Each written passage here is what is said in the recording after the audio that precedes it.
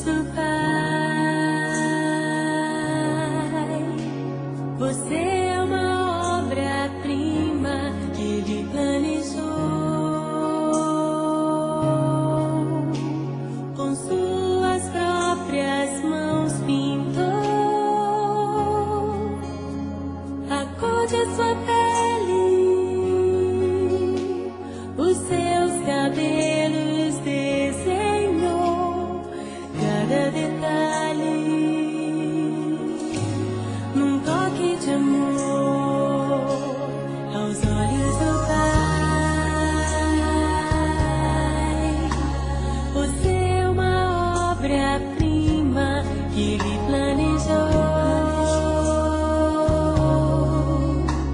Com suas próprias mãos pintou a cor de sua pele,